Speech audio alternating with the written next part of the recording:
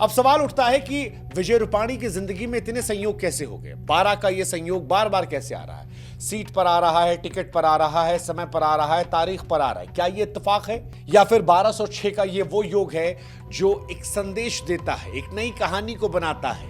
अब ये 9 नंबर की कहानी क्या है, ये भी हम आपको बताते हैं।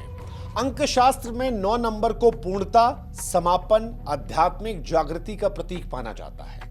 यह मंगल ग्रह का अंक है जो साहस, शक्ति, ऊर्जा का प्रतीक है, लेकिन साथ ही दुर्घटना और विनाश का भी संकेत 9 नंबर देता है। और विजय रूपाणी की कहानी में 9 नंबर का यह खेल बार बार आता है। उदाहरण के तौर पर 1206 जैसा आपने बताया, 1206 को आप जोड़ देंगे तो 9 आ जाएगा। फ्लाइट नंबर AI171 अगेन 9 आ जाता है। तारीख 12/6 यहां पर भी 9 आ जाता है। 9 नंबर का धार्मिक और आध्यात्मिक महत्व भी है। जैसे हिंदू धर्म में नवरात्रि की 9 रातें होती है। हमारे ग्रहों की बात की जाए तो हमारे यहां 9 ग्रह होते हैं।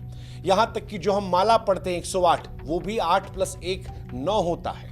बौद्ध धर्म की बात की जाए तो बुद्ध के 9 गुण होते हैं। तिब्बती परंपरा में भी 9 यान होते हैं। जैन धर्म में भी 9 तत्व होते हैं जो आत्मा की मुक्ति का मार्ग दिखाते हैं। 9 को एक चक्र का अंत और एक नई शुरुआत का प्रतीक माना जाता है।